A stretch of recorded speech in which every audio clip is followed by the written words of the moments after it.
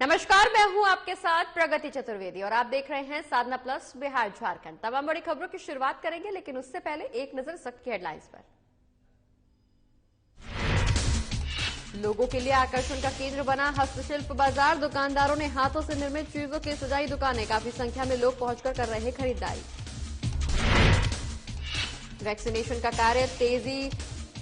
Vaccination के कार्य में तेजी लाने के लिए जिला प्रशासन की पहल। रात्रि चौपाल लगाकर लोगों को कराया जा रहा वैक्सीनेशन। मुंगेर में नहीं थम रहा नक्सलियों का आतंक। नवनिर्वाचित मुखिया की गला रेतकर की गई हत्या। परिजनों का रो रोकर बुरा हाल। किसानों के लिए प्रेरणा बने पूर्व मुखिया। 5 एकड़ जमीन पर गोभी की लगाई फसल। बेरोजगार युवकों को भी दिया रोजगार। और जमशेदपुर में आपकी सरकार आपके द्वार कार्यक्रम का आयोजन। कार्यक्रम में तमाम अधिकारी रहे मौजूद। लोगों को सरकारी योजनाओं का फायदा पहुंचाने का लक्ष्य किया निर्धारित। चलिए खबरों की शुरुआत करेंगे, जहां सरना धर्म कोड लागू करने को लेकर झारखंड के सर्वदलीय प्रतिनिधि मंडल ने राजभवन पहुंचकर राज्यपाल से मुलाकात की। हालांकि इस प्रतिनिधि मंडल में बीजेपी की तरफ से कोई नेता शामिल नहीं हुआ। राज्यपाल से मिलकर प्रतिनिधि मंडल ने अपना पत्र राष्ट्रपति के नाम राज्यपाल को सौंपा है, जिसमें सरना धर्म कोड लागू करने की मांग रखी गई है। बता दें कि प्रतिनिधि मंडल में जेएमएम, कांग्रेस, सीपीआई, माले, आरजेडी और आजसू के नेता भी शामिल रहे। झारखंड के कैबिनेट मंत्री चंपई सोरेन के नेतृत्व में ये प्रतिनिधि मंडल राज्यपाल से मुलाकात करने राजभवन पहुंचा था। बता दें कि झारखंड में लंबे समय से सरना धर्म कोड लागू करने की मांग की जा रही है। इससे पहले भी दिल्ली में भी एक सर्वदलीय प्रतिनिधि मंडल ने गृह मंत्री अमित शाह से मुलाकात कर अपनी बातें रखी थी, जिसमें बीजेपी के प्रतिनिधि भी शामिल हुए थे। अलग कोड आने से एक तो सही गणना हो जाएगी, दूसरे बात उनके लिए जो राशि भारत सरकार से जो राशि आती है, चाहे ट्राइबल सब की बात है, तो ये तमाम चीजों में उनके जो विकास के काम में उसको उनके सही हिस्सा उसको मिल पाएगा। दूसरी बात क्या है कि उनकी एक सबका जब हिंदू, मुस्लिम, सिख, ईसाई का एक अलग आइडेंटिटी रिलीजन का है, तो सरना धर्मावलंबियों का रिलीजन का आइडेंटिटी क्यों नहीं है? बिल्कुल होना चाहिए। इसीलिए ये उनकी आइडेंटिटी का सवाल है। आने वाले दिन में जो जनगणना है, जनगणना में आपका अगर उसका कॉलम नहीं रहेगा, 2011 तक में जनगणना अगर वो जनगणना कॉलम में नहीं होगा तो आखिर वो लोग अपना धर्म को किस कॉलम में लिखेंगे? उनको तो सही गणना नहीं हो पाएगी। उनकी जो आबादी है उसको सही ढंग से पता भी नहीं चल जाएगा। नतीजा क्या होगा कि उनको जो विकास के चीज़ों में उनके लिए जो भी चीज़ होगा वो उनके साथ सही तरीके से न्याय नहीं हो पाएगा। इसलिए ये कोड बिल्कुल ही जरूरी है। महामहिम राज्यपाल को हम लोग सभी लोग मिल करके महामहिम राज्यपाल को हम लोग अभी दिए हैं, जो राज्य सरकार के द्वारा पारित करके भारत सरकार को भेजा गया है। तो अब राज्यपाल महोदय इस पर पहल करें। आज एक सर्वदलीय दल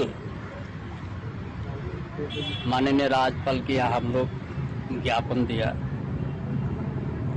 जिसमें जेएमएम, कांग्रेस, आजसू पार्टी और सीपीआई, माले, राजद, सभी हम लोग जो वर्षों से मांग करते आ रहे हैं। हम लोग भारत देश आजाद होने का पहले से 1755 से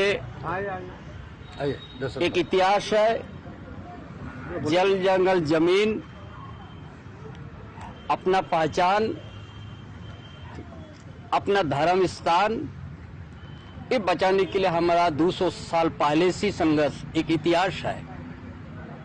साल में हम लोग एक बार मानते हैं, जो 200 साल पहले जो शहीद हुआ हमारा पूर्वजों ने, उनको साल में एक बार हम लोग मनाते हैं, जैसे 11 फरवरी तिलका मांझी का नाम। बढ़ते आगे बात अब जमशेदपुर की करेंगे, जहां पूर्वी विधानसभा के निर्दलीय विधायक सरयू राय की जीत के 2 साल पूरे होने पर 23 दिसंबर को आभार दिवस मनाया गया। इस मौके पर रामचरितमानस के साथ साथ सुंदरकांड का पाठ भी कराया गया, जहां हजारों की संख्या में लोग शामिल होने पहुंचे।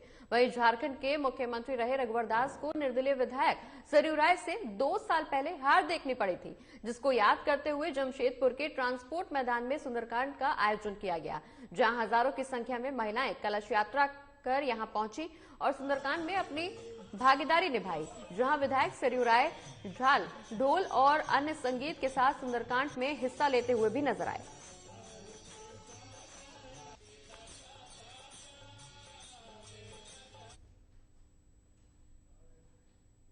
वहीं राष्ट्रीय किसान दिवस के मौके पर 23 दिसंबर को कृषि विभाग की तरफ से रामकृष्ण सभागार में रवि कार्यशाला का आयोजन किया गया, जिसका उद्घाटन कृषि मंत्री बादल पत्रलेख, एग्रीकल्चर विश्वविद्यालय के कुलपति और कृषि विभाग के सचिव अबू बरकर सिद्दीकी ने किया। वहीं कार्यक्रम को संबोधित करते हुए कृषि मंत्री बादल पत्रलेख ने कहा कि इस कार्यक्रम का मुख्य उद्देश्य है कि हम कैसे रबी सीजन में कृषि उत्पादों को ज्यादा से ज्यादा बढ़ाएं। साथ ही उन्होंने ये भी बताया कि तमाम जिलों में जो कृषि अधिकारी हैं वह किसानों को हर तरह की योजनाओं से लाभान्वित कर क्षेत्र में कृषि कार्य को गति देने का काम करेंगे।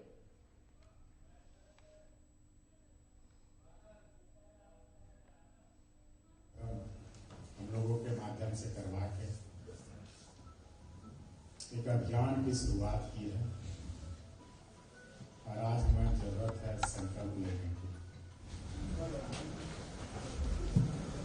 जब मैं 23 तारीख का डेट निर्धारित कर रहा था तो मुझे नहीं मालूम था कि आज नेशनल फार्मर्स डे है।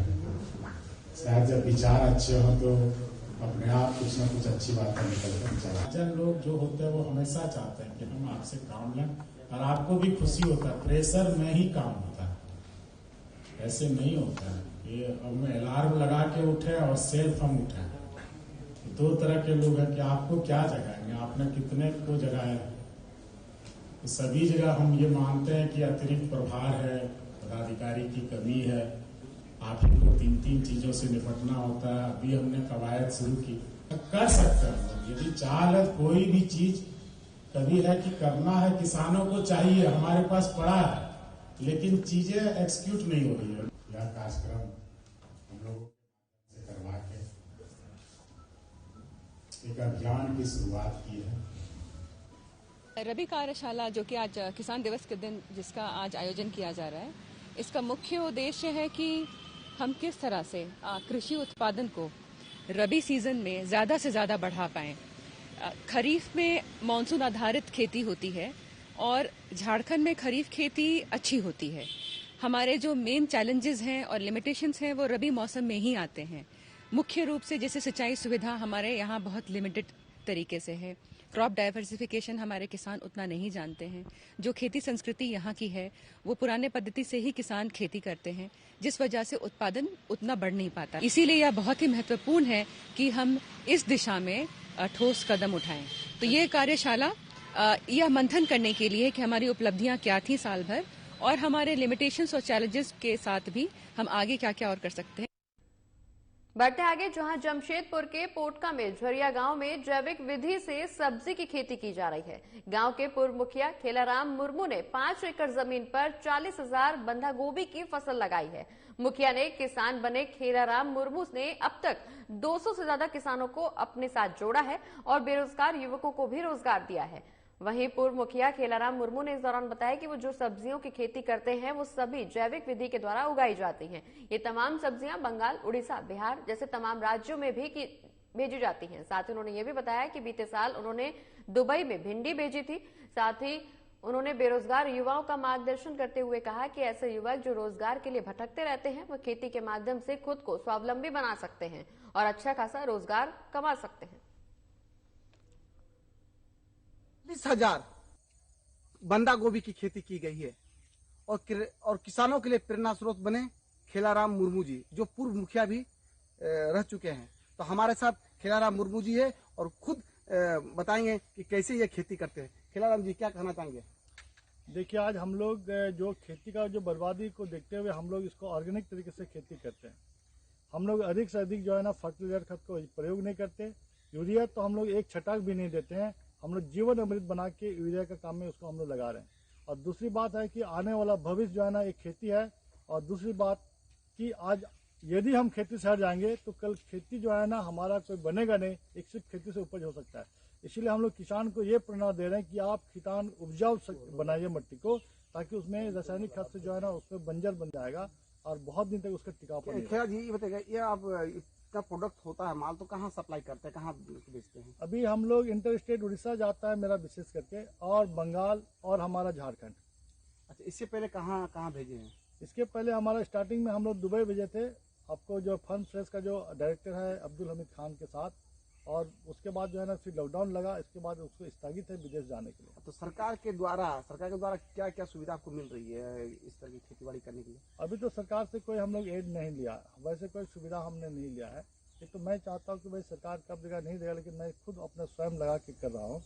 मैं सरकार को चाहता हूँ कि भाई इच्छा रहने से क्या नहीं होगा, तो ये सरकार रहने से कितना और हो सकता है ये आप देख सकते हैं। अच्छा, बेरोजगार युवकों के लिए आप क्या संदेश देना चाहेंगे? बेरोजगार युवक तो सबसे अच्छा आज के दिन में यदि कुछ नहीं करता तो खेती कर ले, कम से कम आप लाखों रुपये कमा लेगा।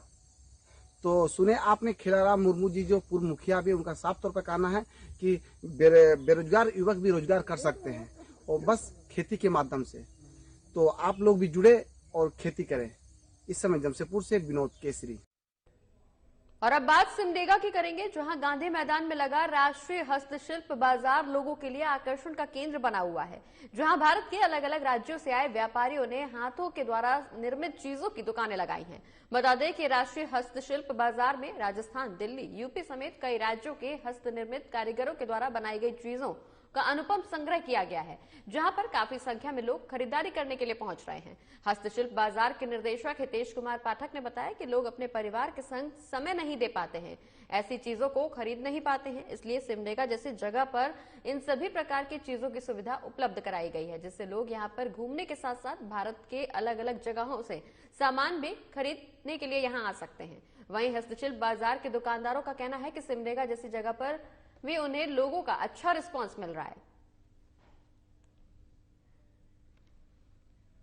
और राष्ट्रीय हस्तशिल्प बाजार लगा हुआ है, हर साल लगता है हम लोगों का। इसमें मेन खास बात यह है कि जैसे हम लोग लगभग विभिन्न राज्य के हस्तशिल्प कलाकार अपने हाथ की बनाई हुई वस्तुओं को ला करके यहाँ पे सिमडेगा गांधी मैदान में एकत्रित होते हैं, अपना पर पंडाल बना करके उस माध्यम से उसका सेल करते हैं। और मैं चाहूँगा सिमडेगा वासियों से कहना चाहूँगा कि जब भी कहीं घूमना होता है तो वो अपने परिवार को लेकर बाहर जाते हैं इन सब चीज़ों को देखने के लिए, लेकिन अब हम लोगों के माध्यम से मतलब लगभग विभिन्न राज्य के जो हस्त निर्मित वस्तु के कलाकार हैं वो सब यहीं पे इकट्ठा हो जाते हैं और लोगों को सह परिवार सहित देखने का एक सुनहरा मौका मिलता है। किसी को कुछ अच्छा लगता है तो अपनी घर की साज सज्जों के लिए उसकी खरीदारी करता है। झारखंड के गुमला जिले के एक मजदूर परिवार अपनी आर्थिक परेशानियों से जूझने के लिए मजबूर है। मामला सदर प्रखंड के जोराग गांव के निवासी कार्तिक उराव का है, जो कुछ सालों पहले एक सुखी परिवार के साथ खुशहाल जीवन जी रहे थे, लेकिन एक हादसे ने उन्हें गरीबी से लड़ने पर मजबूर कर दिया। बता दें कि कार्तिक उराव कुछ साल पहले गुमला से पलायन कर मजदूरी करने पठानकोट जा रहे थे। उसी दौरान अपराधियों ने उनसे लूटपाट की और उन्हें चलती ट्रेन से नीचे फेंक दिया। इस हादसे में वो जिंदा तो बच गए, लेकिन अपने दोनों पैरों से लाचार हो गए। वहीं दिव्यांग होने के बाद वो काम करने में असमर्थ हो गए। ऐसे में उन्होंने जिला प्रशासन से मदद की गुहार लगाई है और सरकार से ट्राईसाइकिल और पेंशन की मांग भी की है।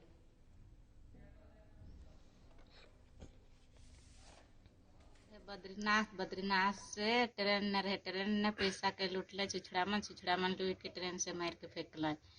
तेकर ओकरे ने बुलेट चालक नहीं पा रहा था, हॉस्पिटल में रखे पुलिस मन अथी बना दिल, पुर्जा बना के बस चढ़ा दिल, बस से यहाँ गुमला लाने, गुमला से यहाँ से और गाँव टेम्पू ने पहुँचा दिल। तेकर ओकर बाद विकलांग हो गए, एखन तो कुछ चले बुलेट नहीं पा रहे थे। और ओकर बाद ने बेटा हर के मार के गुंडा मन मार के फेंक दिल, डाड़ी से मार के 4 दिन ने पाली खरेजा कुली को केचुआ पुता के पोसत था, हमारे ससुरों के पोसत था। गाँव चलो गाँव अभियान के तहत हम लोग गाँव में आए थे जोराग में, जिसमें कार्तिक उराव का स्थिति देखे कि इसको किसी कारण से मतलब काम करने गया था तो इसको ट्रेन से फेंक दिया गया था, जिसके कारण उसका मतलब अपंग हो गया है, पैर हाथ नहीं चलता है। और उसका एक पुत्र भी था जिसका 2 साल पहले किसी गुंडा या उग्रवादी लोग इसको मार दिया, और इसका परिवार में कोई अभी नहीं है। और विशेष रूप से देखा जाए तो विकलांग हो गया है, और उसकी पुतौह जो लगेगी वो भी अभी विधवा के रूप में है। तो इन लोग को हम चाहते हैं कि प्रशासन से कहना चाहते हैं कि इन लोग को जो विधवा या निःशक्त राशि जो मिलता है उसको बनाने की कृपा करें। देखिए, इनकी भी जानकारी अभी आपने दी है। ये जो श्रीमान है, इनका संपर्क हम लोग अभी ले लेते हैं, और इनकी जो जिस भी सरकारी योजना से इनको आच्छादित किया जा सकता है, जैसे आप बता रहे हैं कि शायद ये दिव्यांग भी है, तो हम लोग कोशिश करेंगे कि दिव्यांग पेंशन से, या यदि इनकी उम्र जो है वृद्धा पेंशन पाने के योग्य हो गई होगी तो उससे आच्छादित करेंगे। साथ ही साथ ये भी कोशिश करेंगे कि जो इनके विरुद्ध क्रिमिनल घटना हुई है वो भी अपने उचित लॉजिकल कंक्लूजन तक पहुंचे। बढ़ते आगे बात अब गुमला की करेंगे, जहां घाघरा प्रखंड मुख्यालय के चांदनी चौक में प्रखंड प्रशासन द्वारा रात्रि चौपाल लगाकर कोरोना का वैक्सीन का टीका लोगों को लगाया गया। वहीं प्रखंड विकास पदाधिकारी विष्णुदेव कश्यप ने बताया कि दुकानदार, किसान, गाड़ी चालक, मजदूर, राहगीर सहित अन्य लोगों के लिए जिनके पास समय की बहुत पाबंदी होती है, उनके लिए ये विशेष चौपाल के माध्यम से कोरोना की वैक्सीन लगाई जा रही है। ये पहल कोरोना की वैक्सीन लोगों तक पहुंचाने के लिए की जा रही है, जिससे ज्यादा से ज्यादा लोगों को कोरोना का वैक्सीनेशन किया जा सके।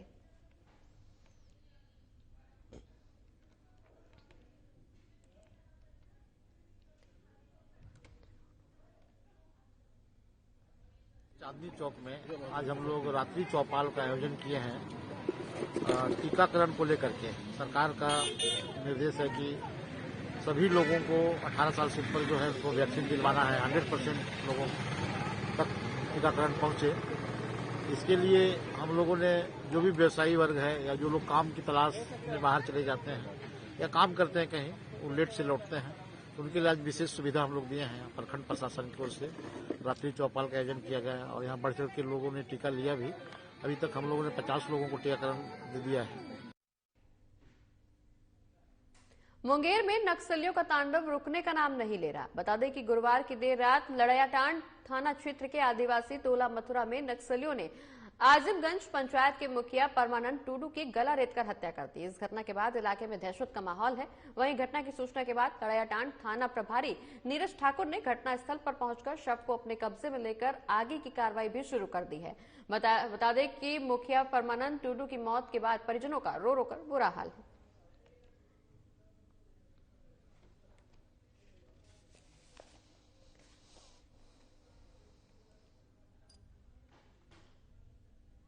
एक आदमी अंदर आए तो बोला मुखिया जी को हम देखे हैं घर में, तो अंदर घुसे तो पापा को उठाए, तो बोला पापा आपसे मिलने आया कोई। तो पापा को उठाए तो पापा उससे बात करने लगा, बोला कि हम लोग को मतलब पाठा नहीं खिलाइएगा। तो पापा बोला हाँ खिलाएंगे।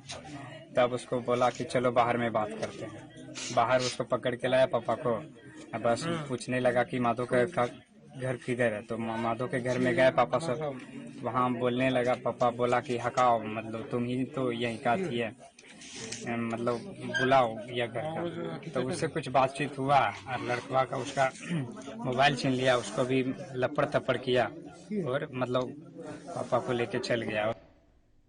पूर्व सीएम जीतनराम मांझी के खिलाफ जाति विशेष के खिलाफ अपमानजनक शब्दों का इस्तेमाल करने और सामाजिक सौहार्द को बिगाड़ने का आरोप लगाते हुए मामला दर्ज करवाया गया है।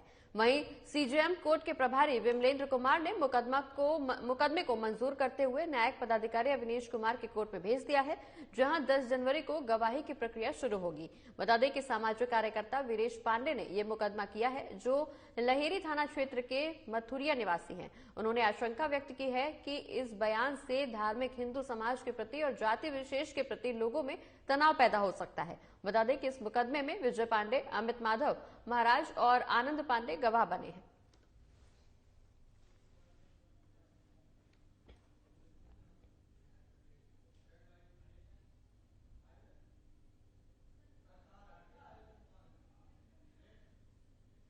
जमशेदपुर के पोटका प्रखंड में भाटिन पंचायत में अपना आपका अधिकार आपकी सरकार आपके द्वार कार्यक्रम का आयोजन किया गया। इस मौके पर बीडीओ, सीओ, मुखिया उपस्थित नजर आए। वहीं शिविर कार्यक्रम में भाटिन पंचायत के काफी संख्या में लोग भी पहुंचे। तमाम विभाग की तरफ से स्टॉल भी लगाए गए। वृद्धा पेंशन, विधवा पेंशन, राशन कार्ड, आधार कार्ड बनाने के लिए लोग ज्यादा से ज्यादा वहां पहुंचे हुए थे। शिविर में पहुंचे स्थानीय पूर्व मुखिया खेलाराम मुर्मू ने कहा कि सरकार ऐसे कार्यक्रमों के माध्यम से ज्यादा फायदा लोगों को दे रही है।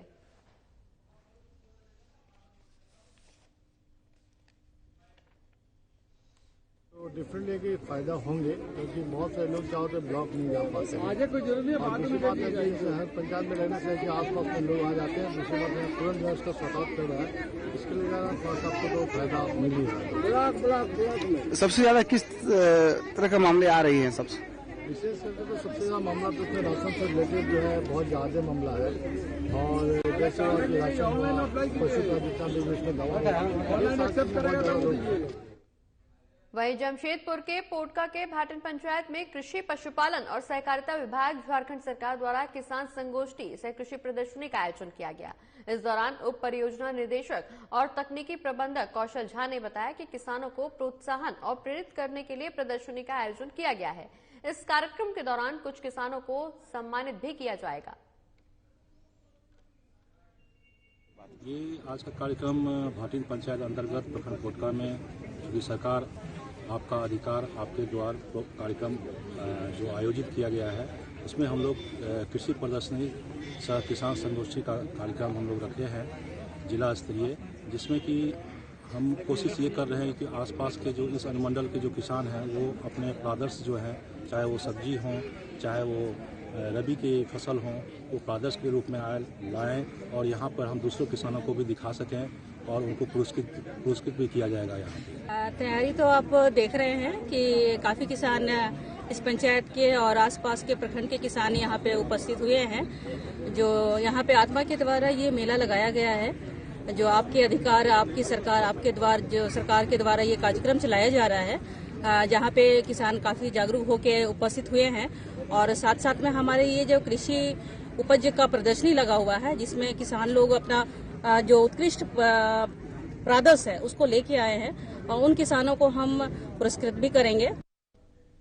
और देश की कोयला राजधानी धनबाद शहर में कोयले का अवैध कारोबार अब जिला प्रशासन के लिए बड़ी मुसीबत बनता जा रहा है। सैकड़ों करोड़ रुपए का ये कारोबार किसी लापरवाही का ही नतीजा है। ये प्रशासन के लिए बड़ा सवाल है। कोयले के इस काले कारोबार को कौन देखता है और कौन इसको अंजाम देता है? किसकी सरपरस्ती में ये सैकड़ों का करोड़ों का काला कारोबार होता है? इस रिपोर्ट में देखिए।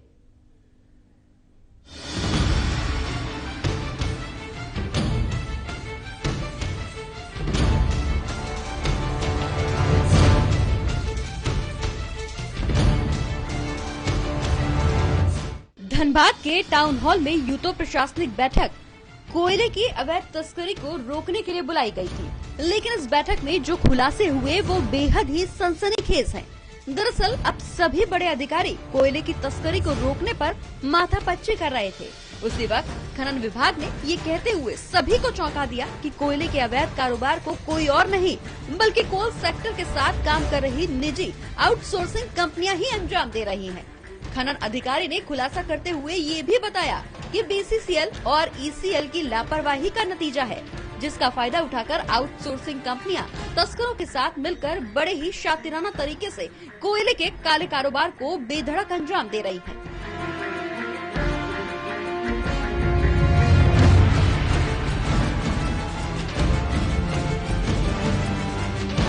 खनन विभाग के इस खुलासे के बाद बीसीसीएल और ईसीएल के जिम्मेदार अधिकारी अब भरी महफिल में बेनकाब हो चुके थे। आउटसोर्सिंग और कोल कंपनियों के बीच सांठगांठ का पर्दाफाश हो चुका था। बदनामी का जो दाग इनके चेहरे पर लगा वो कोयले से भी ज्यादा काला था। लिहाजा कोल अधिकारी खोखली दलीलों से अपना दामन धोते हुए नजर आए। आउटसोर्सिंग का कैसे देखिए, आउटसोर्सिंग की भूमिका है या नहीं है, इसको अभी जो है सीधे तोहमत लगाना उचित नहीं होगा। लेकिन जो है ज्यादा अलर्टनेस की जरूरत है, जो भी मैनेजमेंट है, और अपने एक सिस्टम डेवलप करने की जरूरत है कि हम लोग 100% इंश्योर हो सके कि इस तरह का कोई जो है कार्रवाई या इलीगल चीजें जो है, इलीगल माइनिंग या इलीगल थेफ्ट ऑफ कोल, ये ना हो, नहीं हो रहा है। सर ये जैसे कि अभी माइनिंग जो मुहाने खुले हैं, जो माइनिंग करके खत्म हो गई, इलीगल वर्क वहीं से चलता है, तो इसको लेकर कोई ठोस प्लान है क्या बीसीसीएल के पास? इसको देखिए, ये एक रिक्लेमेशन बोलते हैं, ओपन कास्ट माइनिंग अगर फर्दर डेवलप नहीं होना है तो उसको हम लोग को रिक्लेम कर देना है, ओरिजिनल लेवल पे या ओरिजिनल ग्राउंड प्रोफाइल पे उसको ले आना है, ओबी डम से उसको ढक देना है। उसके ऊपर प्लांटेशन कर देना है। तो जब तक उसका सीम ओपन रहेगा तब तक जो है एक वल्नरेबिलिटी ऑफ थेफ्ट रहेगी ही। तो उसको हम लोग को देखना है कि उसको हम लोग जो है रिक्लेम कर दें, ढक दें उसको। देखिए, इसका तो एक ही उपाय है, जो आउटसोर्सिंग ट्रांसपोर्टिंग कंपनी जो है या आउटसोर्सिंग कंपनी जिसके साथ ट्रांसपोर्ट संलग्न है, तो अगर बोथ वे इसका जो है अगर हम लोग पेमेंट का प्रावधान कर दें कि जहां लोड हो रहा है कोयला वहां भी पेमेंट हो और जहां अनलोड हो रहा है वहां भी पेमेंट हो, अगर उसमें कोई डिस्क्रिपेंसी है तो उसको जो हम लोग देख सकते हैं, जो प्रबंधन के कंट्रोल में नहीं है तो फिर हम लोग प्रशासन से उसका जो है हेल्प ले सकते हैं। तो ये उपाय है। और चूंकि हर गाड़ी को एस्कॉर्ट करवाना ये संभव नहीं है, तो सिस्टम से ही सुधार हो सकता है। कोयले की तस्करी को रोकने के लिए जिला प्रशासन ने जो बैठक बुलाई थी, वहां इस काले कारोबार की परत दर परत खुलती चली गई। यहाँ बैठे डीसी और एसएसपी को सारा खेल अब समझ आ चुका था, लिहाजा जिलाधिकारी ने कोयले के इस काले कारोबार को रोकने के सख्त आदेश दे डाले। धनबाद में जारी कोयले की तस्करी को लेकर पुलिस और प्रशासन की टीम ने पिछले कुछ दिनों से लगातार छापेमारी की मुहिम को जारी रखा है। डीसी और एसएसपी के सख्त रुख का ही नतीजा है कि खनन विभाग के साथ मिलकर पुलिस ने कार्रवाई को अंजाम दिया है, जिसके बाद कोयला तस्करों में हड़कंप मचा हुआ है। पुलिस प्रशासन की कोशिश इस काले कारोबार को जड़ से उखाड़ फेंकने की है, लिहाजा इसे रोकने का अहम दारोमदार अब सीआईएसएफ और कोयला कंपनियों पर है। और इसी के साथ बिहार झारखंड की तमाम बड़ी खबरों में फिलहाल इतना ही। मुझे दीजिए इजाजत, नमस्कार।